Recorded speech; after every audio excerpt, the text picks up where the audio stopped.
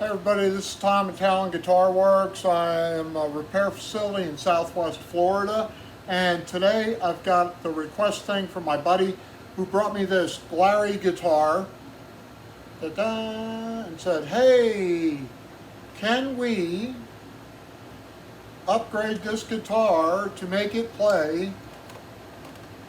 I'm trying to work with the white balance here. Make it play like a Fender Mexican Strat. So I took it all apart, and he already started the upgrades. He put Wilkinson pickups in it, and he left the metric switch. I don't like the metric switches we get in the United States because they always seem to break. It's not throwing shade at all metric switches. It's the switch type, which is the single line of blades versus opposing blade Oak Grigsby type switches we get in the United States. The quality of the switch has got to be with the manufacturer. Some companies use cheap switches. I imagine the ones we get here are cheap, not the higher quality ones. It does have the dime size pots on it. He left those and did a nice wiring job on it. Everything looks good. The tuning machines on this are the 7 o'clock import tuning machines, and they aren't bad. And you got to keep in mind, this is a $69 US Amazon guitar purchase. It's got screw-in rings on the top of the shaft instead of just press-ons. The fretboard radius is 12 inches consistently. The frets on the ends were done nicely. There is a little split on the fretboard up at the first fret. Nothing major. The neck is raw. I just started putting some True Oil on it to see if it will do anything, because I don't know what wood this is on the neck, but it does not appear to be maple. It's light, but it's not maple.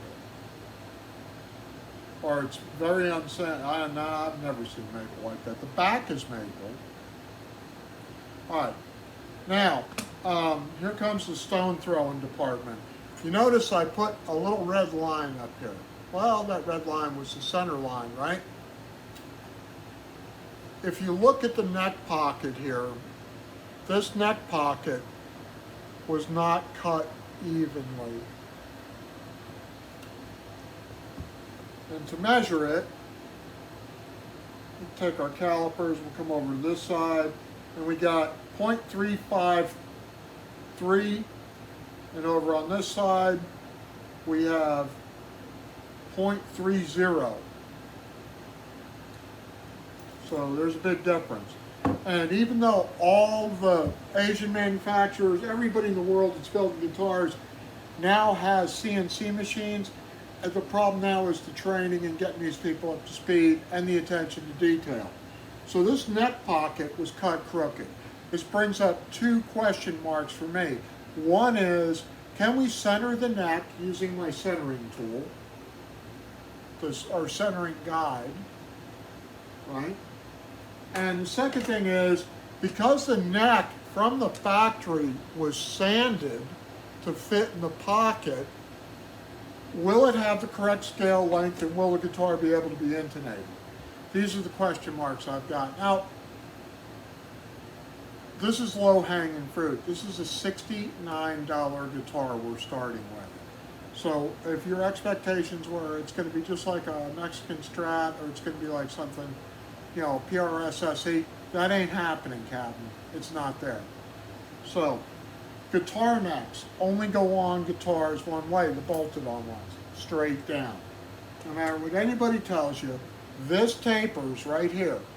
If you push it in from this way, you will split this short side. So it gets pushed straight down. Now, my friend asked me, he goes, well, can we put a better neck on there? Good question.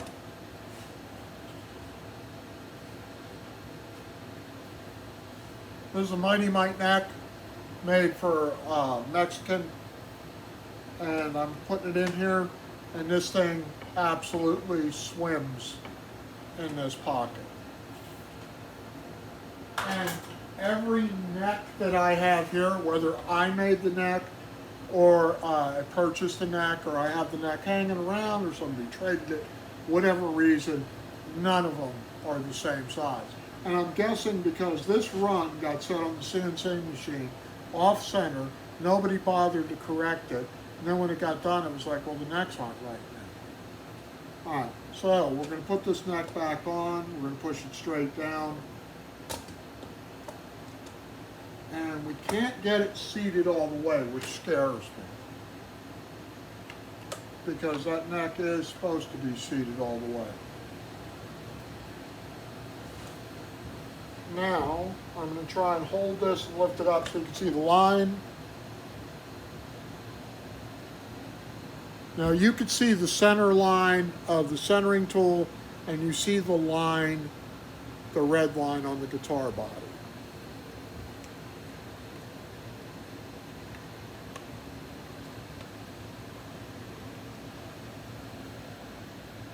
That's as close as I'm going to get that.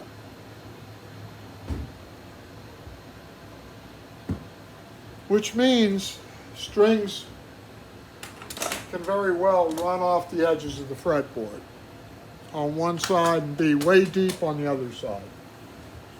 So let's go past that because that's going to be the no-go statement. And we start looking at the body, and the body's made of one piece very light wood. And we're going to get a weight on it with our handy dandy postal scale here.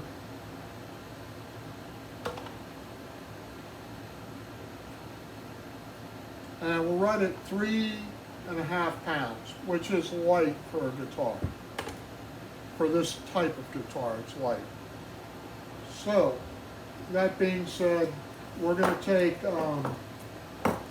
some bridges and we're going to compare them to the bridge that came on the guitar. And we're going to start with the original bridge, the Glarry bridge, and its weight is 5.5 ounces. And we're going to step up to a USA 2-point Fender, 10.9 ounces. And we're going to step up to a Mexican heavyweight, which came off a player, 6 screw, which is 12 ounces. And then we're going to go to the Babbage 2-point standard, and that's 8.8 ounces. Now this can be you can get a brass weight separately that you can add onto it and remove the original weight, and it'll take it up to 12 ounces. So that's where we are on the tremolo weight. Now somebody's going to say, I don't use the tremolo, so it doesn't matter. Well, that's great, but if you do use the tremolo, it does matter. You want to know what the mass is, you want to know how sensitive you can get that tremolo. So I've already measured this, and with this Glarry bridge and base plate, it lines up at 12 3/4 inches, which is going to give it a 25.5 inch scale.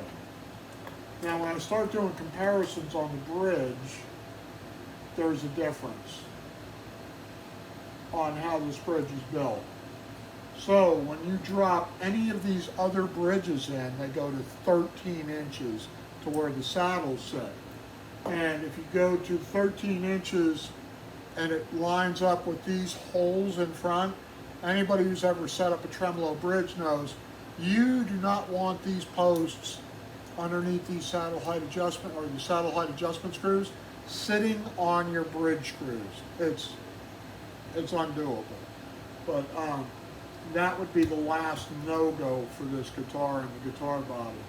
So, things that are going on in the industry right now, the price of Epiphone guitars has gone through the roof. They're up around $1,200. All Asian guitars are. If you watch the news, California's minimum wage went to $20 an hour last week, and about a month ago, Mexico's minimum wage went up 20%. So the day of the import cheap guitar is rapidly coming to a close, and the quality of the import guitar is going to increase drastically. Now, why you're going to ask, why is this guitar $69 and why is the quality shitty? Well, it's who has quality control people there and who has the rapport with the production company. The production company has got people lined up out the door to produce their line of guitars. So if you go in there and say, I want 400 pieces of this guitar made, they'll make it. 200 pieces may be worthless, but they'll go ahead and run it. And they don't care. They don't care what you say about them because there's a line down the block for other people trying to get in there to get the guitars made. So the companies with the clout, PRS, Epiphone, ESP, LTD, some of these other companies, you're going to get quality products out of them. The Court Factory, you're going to get quality products out of them. Unless it's a no-name guitar, then it may fall by the wayside. If they don't have somebody there that knows the physics of the guitar, why should they care if the guitar company owner doesn't care or the person paying the freight doesn't care? So this is what you look at. Now somebody said, well, you never say anything bad about Harley Benton. Well, Harley Benton is part of Thomann Industries, which is in Europe. And they're like, kind of like KMC of the United States, or a little bit like Sweetwater, a little bit like Guitar Center, or Sam Ash, where they are the music store. And they have their own products. Sam Ash has Samson's, Sam's son. And then there's the Mackie stuff coming out of Guitar Center and all that. But they produce all that stuff, and it's going to be there year after year. Their quality is a lot tighter. Their prices are really good. They're not as readily available in the United States. I don't think there are any distributors here, and that's got to do with import tariffs and the like. But if it's a reputable company, they have a web page, they answer email, all that great stuff, that's the way to go. Now, if you want to build your own guitar, my suggestion is you go to Warmoth and you buy a matched neck and body, or you go to Stratosphere and you get a matched neck and body, or you go to All Parts, and I said matched neck and body, because they will send you a neck and they will send you a body, and they may not mate up. So make sure if you're talking to these people on customer service, say, I need the neck to fit the body. Start from there, and you can get whatever pickups and wiring jobs you want. You're going to be a lot happier in the end. Remember, a $69 guitar. So before you throw a lot of shade at this thing and say, they suck, they're $69. You know, people are buying these for kids, and if you are buying them for kids, keep in mind, you get what you pay for. So I'm not saying buy the kid a 59 burst. I'm saying if the kid's serious about playing an instrument, invest equally to the child's level, and you'll be surprised, or rewarded, or disgusted, one of the things. So anyway, this is Tom at Talon Guitar Works. Hope you're having a great weekend. Hit the subscribe button, the like buttons, and share this with your friends. Tell them about the grumpy old guy in Southwest Florida that, you know, rags on guitars all the time. So we'll catch you later. Bye.